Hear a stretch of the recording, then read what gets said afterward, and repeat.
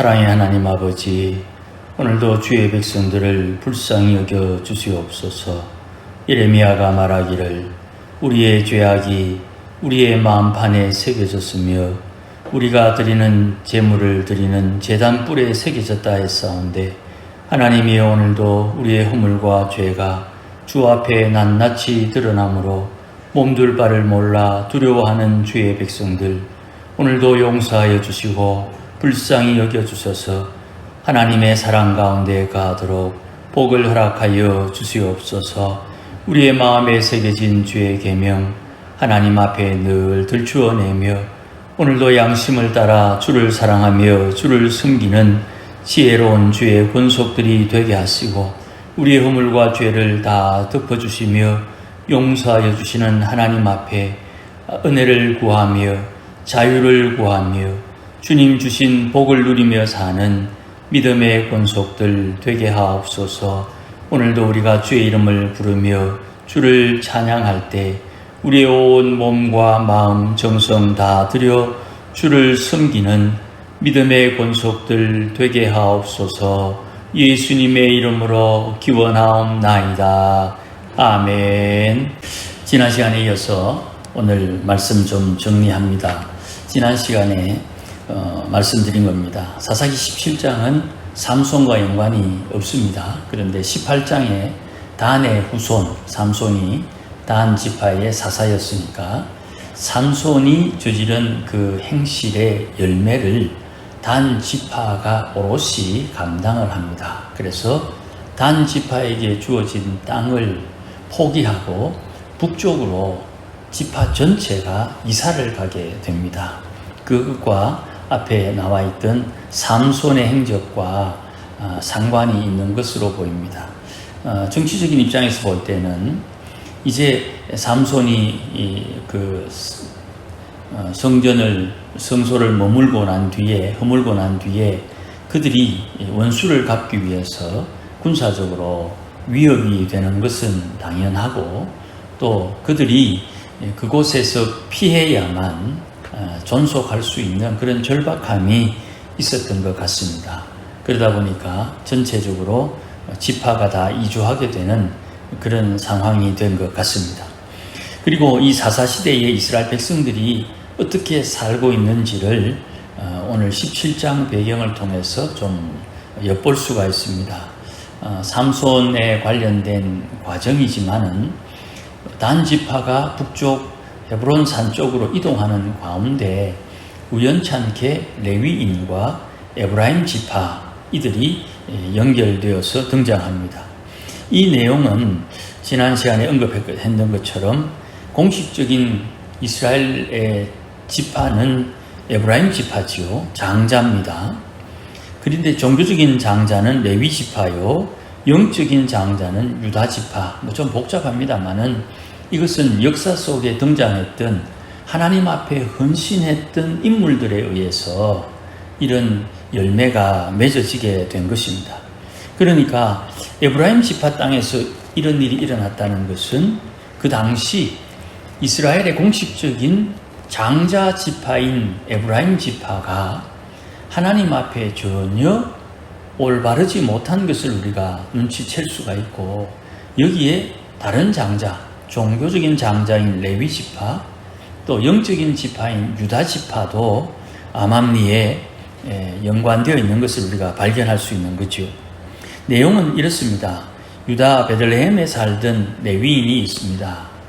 이가 자기가 거할 곳을 찾아 떠났다 했는데, 왜 자기가 있는 예루살렘을 떠나야 되느냐 하면, 레위인들은 그 지파에 속한 레위인들을 먹여 살려야 됩니다. 그런데 이 생존권이 보장되지 않으니까 이 레위인이 각자 도생 살기 위해서 자기가 살 곳으로 이동하는 것입니다. 에브라임 산지로 이동을 했는데, 이 에브라임 산지와 그 지역 지리를 보면 이렇습니다. 예루살렘을 중심으로 해가지고 남쪽은 유다 땅이고 예루살렘은 베냐민 땅입니다.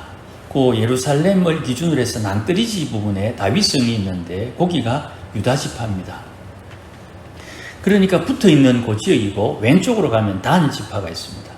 유다 지파 위에 요단강 쪽에는 베냐민 지파가 있고, 서해 지중해 쪽에는 단 지파가 있고, 그 위에 이제 북쪽에 에브라임 지파가 있습니다. 그런 지형적인 특징이 있고, 그러다 보니까 에브라임 지파의 지형까지 예루살렘 유다 지파에서 이동을 하게 된 것입니다. 그 이동 거리가 생각보다 멀지 않습니다. 우리 시대에는 금방 가는 겁니다. 자동차 타고 한 10분, 15분 정도만 가는 거리입니다. 그런데 그 당시에는 걸어서 가고 또 산길이고 하니까 좀 시간이 많이 걸렸겠지요.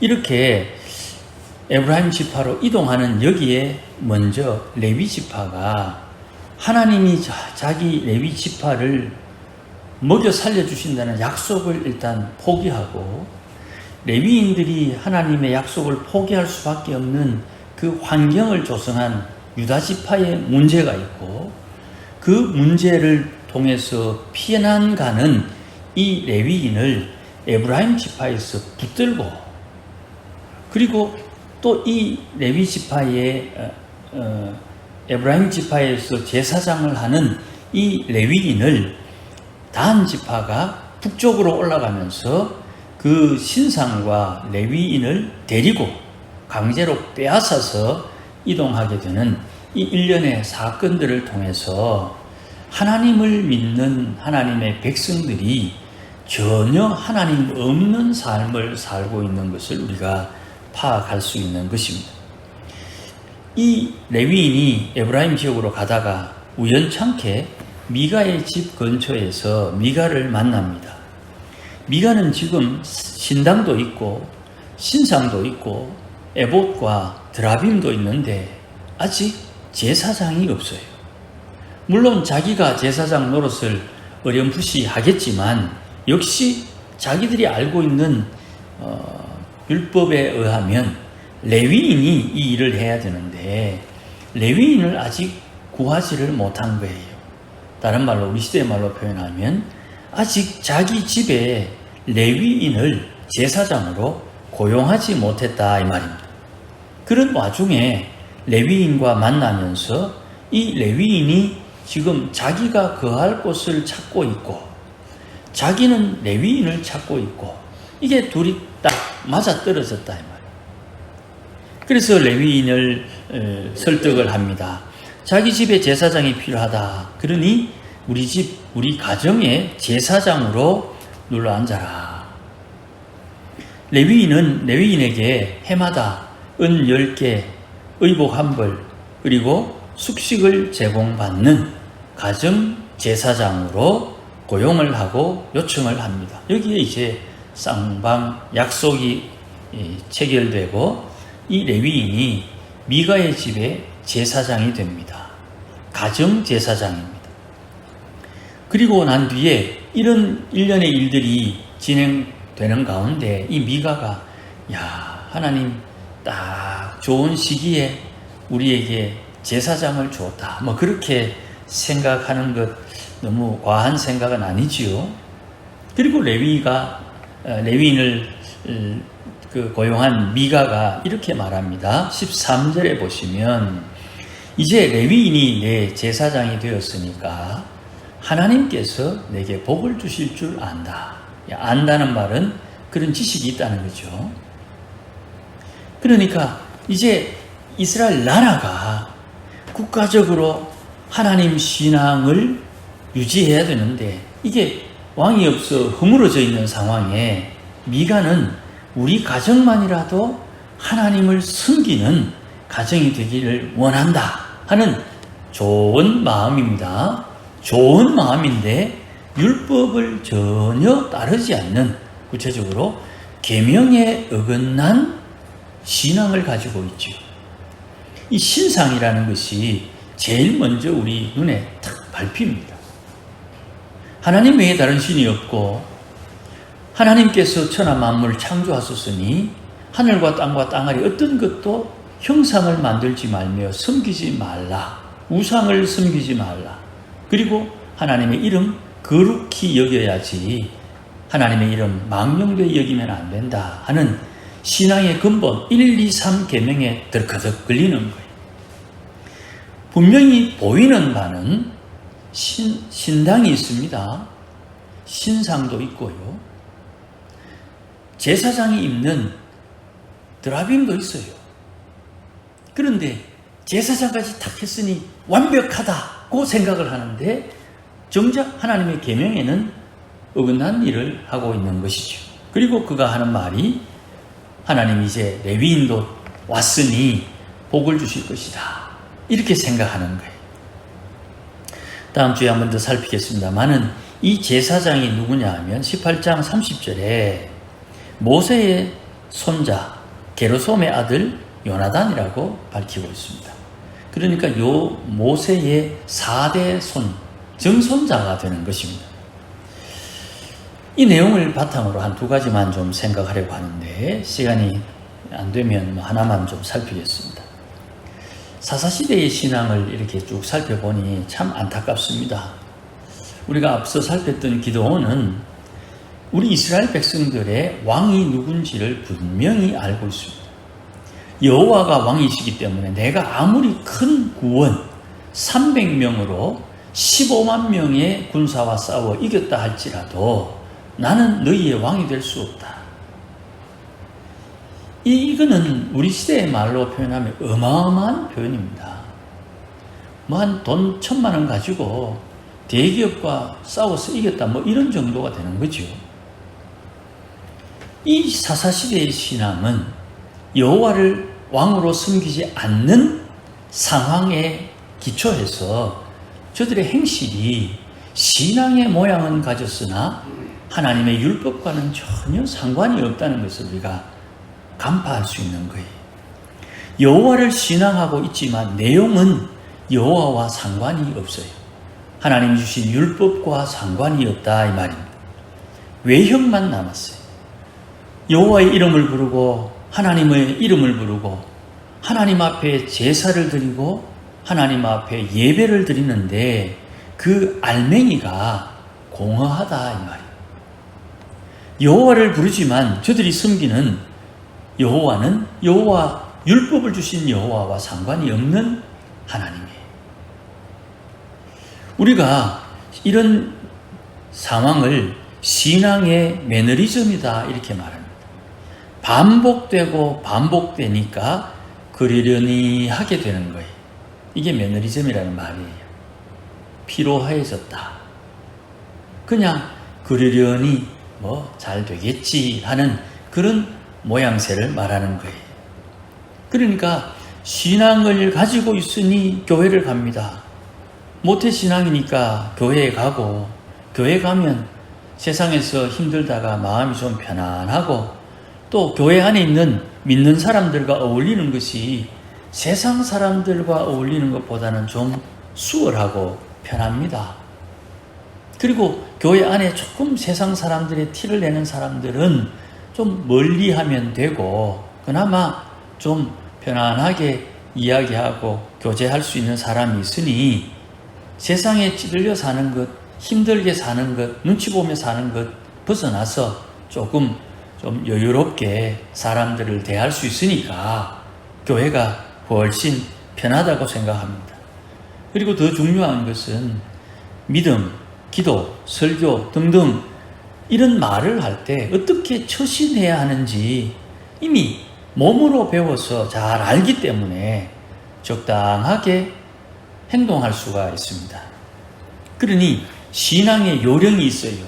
목사님이나 전도사님이 어떤 말을 하면 어떻게 반응해야 하는지를 잘 알아요.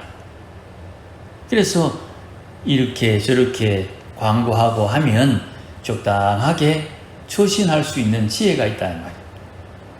그것도 여유가 없으면 이제 큰 교회로 가는 거예요. 큰 교회라 하면 뭐 300명, 500명 아닙니다. 2,000명 이상 되는 교회로 가는 거예요. 그러면 서로가 서로를 알아보지를 못해요. 교회에 등록하고 구역 활동을 권유받아도 구역 활동을 하지 않고 교회에서 관리하는 정도. 그래서 11조 내고 교회 주일 참석하고 인사 적절히 하게 되면 기부금 영수증 받을 수 있으니까 그 정도 선에서 신앙생활을 한다 이 말입니다. 직분에 욕심도 없어요. 그리고 도움을 구하면 적절하게 도와줄 수 있는 여유가 있으니 얼마나 편한지 몰라요. 성도는 신앙을 통해서 변화되어야 하는데 무슨 변화가 있는지 내 안에, 다른 사람은 모르겠고 내 안에 내 가족들이 어떤 변화가 있는지 모르겠다 이 말이죠. 혼동이 와요. 분명히 신앙생활은 10년, 20년 했는데 변화된 게 별로 없는 것 같아요. 성도는 신앙을 통해서 변화되어야 되는데 무슨 변화가 일어나고 있는지 혼동스러워한단 말이에요. 그래서 적극적인 사람은 신앙을 버려요. 소극적인 사람은 그나마 신앙은 유지하고 행동거지를 한 발을 교회에 붙여놓는 거예요. 대부분 사람들이 믿는 사람들의 행실에 문제가 있어서 교회를 떠난다고 이야기를 합디다마는 제가 볼 때는 그렇지 않아요. 그 속내는 그렇지 않습니다. 자기 내면에 신앙의 변화가 없기 때문에 교회를 떠나요. 그 변화가 스스로 윤리와 도덕의 범주를 정해놓았어요. 거짓말 안 해야지. 어떻게 교회 다니는 사람이 거짓말을 하나? 제가 늘 강조하잖아요. 내 인데 거짓말하는 사람 나쁘다 그러면서 자기도 거짓말하는 줄 스스로 망각한다니까요. 거짓말 안 하는 것이 신앙의 변화가 아니에요. 그건 열매일 뿐이에요. 거짓말하지 말라는 주님 9번째 계명이잖아요. 하나님께서 계명으로 주신 그 말씀을 마음에 새기고 거짓말하지 말라는 주님이 두려우면 거짓말 안 하는 열매를 맺는다 이 말입니다. 거짓말해도 빨리 깨닫고 사과를 하든지 어떤 해결을 한다 이 말이죠. 그런데 우리가 거짓말한다는 걸 훤히 보고 있는 하나님 앞에 자기의 거짓말한 것을 숨긴단 말이죠. 숨긴 것은 들추지 않을 것이 없고 드러나지 않을 것이 없다. 예수님 말씀인데 그 주의 말씀을 개똥으로 여기는 거예요. 내가 숨겼는데 누가 감히 내 마음을 찾는단 말이냐. 하나님도 알고 나도 아는데 그걸 모른 척 하면서 변화되지 않는 열심을 내는 거예요. 회개라는 것은 잘못을 꾸짖는 게 아닙니다. 내 속에 있는 옛사람의 악한 성품이 드러날 때 인정하고 이런 죄에서 나를 구원하시는 분은 예수님이다. 이걸 고백하는 데서 회개의 열매가 나오는 거예요. 이걸 요즘 말로 프레임이라고 그러죠. 왁구. 이 세계관의 틀이라는 말입니다. 콘크리트 칠 때 이렇게 거푸집을 하잖아요. 거푸집. 그걸 왁구라고 그러죠. 프레임. 사고의, 생각의 프레임, 생각의 틀, 세계관의 틀, 이거를 벗어야 돼요. 이 편견입니다. 간혹, 좀 송구한 말씀입니다. 간혹 서울 가면 좋다는 말을 제 앞에서 하시는 분이 들어 있어요. 저 서울 20년 살다 왔는데,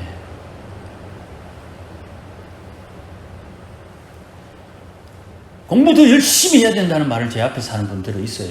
나 박사인데. 그걸 폄하하거나 무시하는 게 아니고요. 그런 것을 깨달은 것이 우리 안에 늘 있어야 되는 거예요. 내 안에 계신 성령께서 날마다 나를 관찰하시고 나를 깨우쳐 주셔서 하나님이 기뻐하는 사람으로 살도록 사랑을 공급해 주신다는 것이 내 안에 새겨져 있어야 돼요.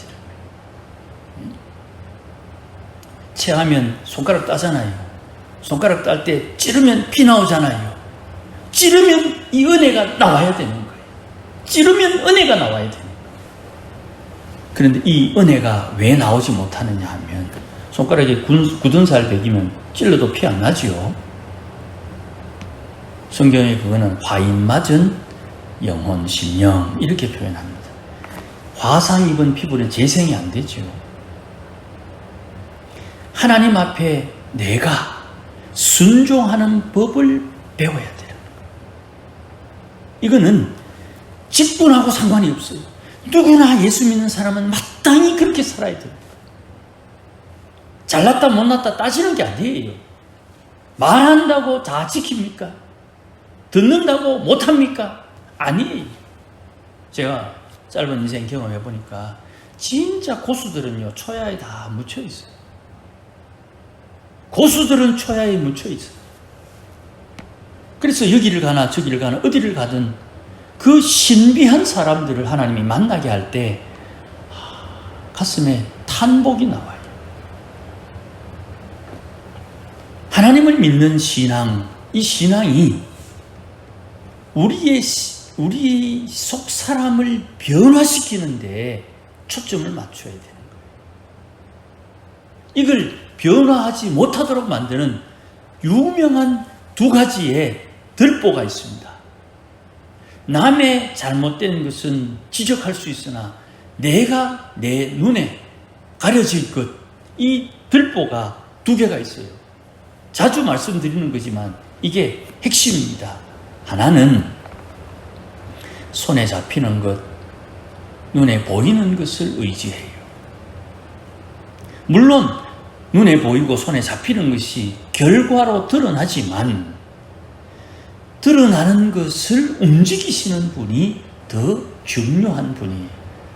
그래서 믿음은 뭐냐 하면 하나님이 계신 것과 그분이 상 주시는 것을 믿어야 돼요. 이게 믿음의 핵심이에요.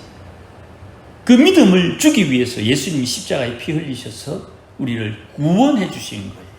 구원을 받았기 때문에 하나님이 살아계신다. 좀 다른 말로 표현하면 하나님이 스스런 눈을 밝히고 우리를 보고 있다. 그가 계신 것과 그가 상 주시는 분, 약속이 있는 거예요. 상 반드시 받을 건데 이거 내가 상급 잘 쌓아놨더니 하나님 쏙 뺏어가 뭐야노. 한 달란트 받은 사람이죠. 내가 열심히 일해가지고 한 달란트 가지고 두 달란트 만들어놨더니만 한 달란트 벌어놓은 거 쏙 뺏어가 뭐야노. 하나님 주인을 오해해서 그렇죠. 편견, 하나님을 제대로 모르고 자기 생각에 하나님을 이해한 그 행실을 기준으로 해서 한 달란트 빼앗기느니 그냥 원금만 주지 뭐. 원금 안 잃어버리는 것만 해도 다행이지. 이렇게 땅에 묻어놓은 그 어리석은 종이 된다 이 말이에요. 두 번째는 사람의 말. 사람의 말이 우리로 하여금 하나님 앞에 제대로 나가지 못하게 하는 장벽이 되는 거예요. 회개하라는 말을 들으면 니나 회개해라 이렇게 말할 때 그 사람의 말을 듣고 그 사람의 말을 거부하는 것이죠. 내가 편한 것을 선택한단 말입니다. 사람은 누구나 경기 타고 읍내 나가면 모르긴 몰라도 한 20분 이상 걸릴걸요. 한 4km 좀 넘으니까요. 그러면 차 타고 가면 빠르면 5분, 늦어도 10분. 그러면 경운기 탈 수밖에 없는 형편일 때는 경운기를 타야지요. 걸어가는 것보다 자전거 타는 것보다 훨씬 수월하니까. 그런데 지금은 차가 있다면 경운기 타고 읍내 나갈 일은 웬만하면 없죠. 뭐 짐을 싣는다거나 특별한 경우가 아니면. 마찬가지입니다. 사람의 말을 들을 때 그 사람의 말을 내가 어떤 의도로 듣느냐에 따라 그 사람의 말에 내가 휘둘린다 이 말이에요. 그래서 이런 의미로 제가 종종 하는데 그걸 또 그렇게 또 제대로 또 알아들어 주셔가지고 목사 말 들으면 안 된다. 왜 목사 말 들으면 안 됩니까? 목사가 하나님이 아니기 때문에 목사 말 들으면 안 되는 거예요. 그러면 누구 말을 들어야 됩니까? 목사를 하나님이 세우셔서 말씀을 정국케 하시는 하나님의 말로 들어야 되는 거죠. 그런데 목사는 용납을 하기는 하겠으나 용납할 수 있는 한계가 반드시 그어져 있어야 되는 거예요. 목사는 신이 아니거든요. 마찬가지입니다. 목사도 그런데, 장로님은, 목사도 그런데, 권사님은 마찬가지죠. 권사가 무슨 뜻입니까? 권사가 신앙이 약한 이들을 권면하는 사람이 권사예요. 그게 권사의 1번 직임입니다. 시험 들어있는 이가 있는지 찾아보고 그를 찾아가 위로하고 격려하고 권면해서 또 기도해주며 그가 신앙생활 잘 할 수 있도록. 그런데 권사가 찾아가가지고 네가 왜 그런 말 했냐 이렇게 막 들쑤시면 안 되겠죠. 우리 주위에 일어나는 우리 시찰 안에 그런 권사님들 들립니다. 목사님들끼리 뭐 이야기하다가 어느 연중에 들어보면 1년에 한 건, 두 건은 들리는 것 같아요. 그렇다고 그분이 부족하고 연약한 것을 모르느냐? 그것도 아니에요. 자기의 화를 자기가 통제하지 못하는, 내 마음을 내가 통제하지 못하는, 내 마음을 내가 통제하기 위해서 입을 단속한다고 통제가 됩니까? 아닙니다. 내 마음을 통제하기 위해서는 내 마음을 다스리시는 주의 계명이 내 마음에 새겨져야만 내 마음이 통제가 되는 거예요. 주의 말씀에 살인하지 마라. 네가 입을 놀려 새치의 바닥으로 저주하면 그가 살인죄가 된다는 말씀이 내 마음에 새겨져야 함부로 말을 안 하지. 니도 거짓말하고 나도 거짓말하고 니도 욕하고 나도 욕하는데 뭐까지 그 됐다 한번 붙어보자 계급장 띄고 이건 아니다 이 말. 그러니 사람의 말을 듣되 그 사람의 말을 내 안에 계신 성령의 역사하심과 결부시켜서 믿음으로 들어야 돼요. 믿음으로. 그렇지 않으면 잔꾀가 나와요. 내 속에서. 내 속에서 나도 모르게 내 습관을 따라 잔꾀가 나오는 거예요. 야, 저 사람 저리 하는 거 보니까 뭐 있는갑다. 뭐 때문에 그렇고. 아, 저걸 어떻게 자꾸 낮추고 어떻게 해결하지? 이 사람의 꾀로 이 문제를 해결하려고 한다. 주님 말씀에 그러면 그렇다 하고 아니면 아니라 하라. 그러면 그런 거고 아니면 아닌데 저 사람이 나를 오해하면 시간이 좀 필요하지만 그 인내함을 통해서 믿음이 자라게 되는 거예요. 환경, 눈에 보이는 것, 손에 잡히는 것, 거기에 얽매이면 안 됩니다. 이번에 잼버리 난리가 났잖아요. 이 잼버리 난리가 났으니까 이제 끝나고 난 뒤에 대대적인 감사가 시작되겠죠. 6년 동안 준비했던 그 준비 내역을 다 까발려 보겠지요. 그게 적절하게 넘어갔으면 그런 문제들이 드러나겠습니까? 속상하고 답답하고 괴롭지만 그게 하나님의 은혜일 수 있다. 돈 1200, 300억을 가지고 자기 돈 쓰듯이 펑펑 쓴 그 악한 사람들의 행실을 심판하는 근거가 될 수 있다. 그런데 삼성, 현대, LG 난리가 나가지고 자기 회사를 이번 기회에 홍보한 사람도 있지요. 어떤 상황이 발생되면 그 상황을 통해서 하나님의 역사가 나타나는 거예요. 내 인데 손해된다고 나쁜 것이 아니에요. 내 인데 손해되겠으나 내 명예에 실추가 있겠으나 그 일을 통해서 하나님이 역사할 수 있다면 그런 일은 좀 당해도 돼요. 문제는 뭡니까? 신앙이 어떤 모양을 가지고 있느냐. 교회도 마찬가지입니다. 교회의 주인이 누구냐, 이걸 기준으로 삼아야 되는 거예요. 교회의 주인을 오해하게 되면 반드시 사고가 나게 되어 있는 거예요. 교회는 하나님의 피로 사신 주의 몸입니다. 우리는 보통 교회를 주의 피로 샀다 그렇게 말하지만 사도행전 20장 28절에는 하나님이 자기 피로 사신 교회 이렇게 표현되어 있어요. 하나님의 피로 사신 교회. 예수님이 하나님이시기도 하고 하나님께서 흘리신 그 피로 교회를 사셨다. 그 교회 주인은 하나님이다 이 말이죠. 주인이시 하나님이 따로 계신데 목사가 교회 주인 노릇한다? 아닙니다. 주기도문에도 나라와 권세와 영광은 하나님의 것이지요. 그런데 우리는 하나님의 나라와 권세와 영광을 빌려서 쓰잖아요. 위임, 대신 맡긴 거예요. 맡겼다고 거기 맡깁니까? 그러면 안 되죠. 그 정신이 똑바로 박혀 있어야 되는 거예요. 교회의 주인은 하나님인데 하나님 앞에 잘 해야죠. 중요한 요절입니다. 그러니까 제가 지난 주일에도 말씀드린 것처럼 좋은 교회는 좋은 성도가 많아야 좋은 교회입니다. 좋은 목사가 있다고 좋은 교회가 되는 게 아니에요. 좋은 성도가 좋은 교회를 만드는 거예요. 그럼 좋은 교회, 좋은 성도는 어디서 나옵니까? 좋은 목사가 만드는 거죠. 좋은 목사는 어디서 구합니까? 좋은 교인이 만드는 거예요.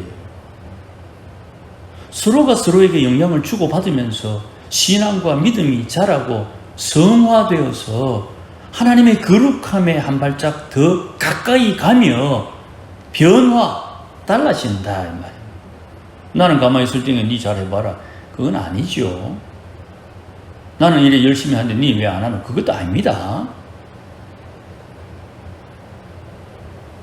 이게 레위인이 제사장 되었으니 이제 내게 복을 주실 것이다. 레위인이 왔으니 복을 받을 것이다. 이 미가의 신앙이 사사시대의 대표적인 신앙이에요. 이런 허물과 연약함을 우리가 성경을 통해서 보고 스스로 내 안에 계신 주님 앞에 물어야 되는 겁니다. 하나님, 다른 사람 모르겠고 나도 이런 신앙이 없습니까? 있으면 알려주십시오. 부끄럽지만 깨달았게 될 때 하나님 앞에 회개하고 또 혹시 우리 자녀들 중에 우리 자녀 손들 중에 이런 신앙이 없습니까? 물어보고 하나님 앞에 용서를 구하며 중보하여 축복하는 것이 우리에게 필요한 거죠. 대구에 많은 교회, 10,000명 모이는 교회 없잖아요. 제가 한 12,000명 모이는 교회 부목사를 했는데 웬만한 거 저도 다 합니다. 큰 교회에 있다고 해서 목에 힘줄 거 없고요. 적은 교회에 있다고 해서 열등감 가질 거 없어요. 주님이 시키는 대로 순종하는 것이 중요한 거예요. 오늘도 내 신앙 하나님 앞에 바로 세워서 주님 기뻐하는 게 뭔지를 알고 주님 원하는 것 감당하며 사는 것이 지혜요 믿음이 되는 것입니다. 눈에 보이는 것 섭섭한 게 있지요. 왜 없겠습니까? 사람이 사는데 그 섭섭한 것을 통해서 하나님 앞에 기도하는 자세가 우리에게 필요한 거예요. 아무쪼록 주님께서 용서해 주시는 것 절대로 놓치면 안 됩니다. 주님 앞에 나와서 주님 살려주이소 하면 용서해 주신다는 것 절대로 잊으면 안 됩니다. 이게 복음입니다. 은혜를 누리는 우리 모두가 되시기를 주의 이름으로 축복합니다. 기도하십시다. 주님 감사합니다. 부족하고 연약한 것 하나님도 알고 저도 합니다. 우리 교회가 연약하고 또 우리 썩은 것이 있습니다. 주님 불쌍히 여겨주시고 긍휼을 베풀어 주시기를 간절히 원합니다. 우리 땅에 사는 동안 주님 예수 믿어 구원받았으니 구원받은 성도로 마땅히 하나님 약속하신 하늘의 상급 준비하는 거기에 우리의 마음 온전히 쏟을 수 있도록 도와주시옵소서. 상급을 준비하기 위하여 가정에도 이런 여러 가지, 마을에도 이런 여러 가지, 국가에도 이런 여러 가지, 세계에 여러 가지 일들이 일어나고 있음을 잘 인정하고 그 가운데 내가 마땅히 해야 할 바를 알고 하나님의 성령의 인도함을 따라 살며 주님 약속하신 상급 잘 준비하는 믿음의 권속들 되게 하옵소서. 예수님 이름으로 기도드립니다. 아멘. 이제는 우리 주 예수 그리스도의 크신 은혜와 하나님 아버지의 극진하신 사랑과 성령님의 충만하심과 인도하심이 오늘도 하나님을 더 사랑하기를 소원하고 하나님 기뻐하는 삶을 살기로 다짐하며 오늘도 우리의 허물과 죄가 발견될 때마다 부끄럽고 연약하고 안타깝고 괴롭지만 주 앞에 회개해서 주의 사랑 회복하며 주의 은혜에 따라 살기를 소원하며 다짐하는 모든 믿음의 권속들 심령 위에 자녀들 위에 우리 교회 위에 이제로 영원토록 함께 계실지어다. 아멘.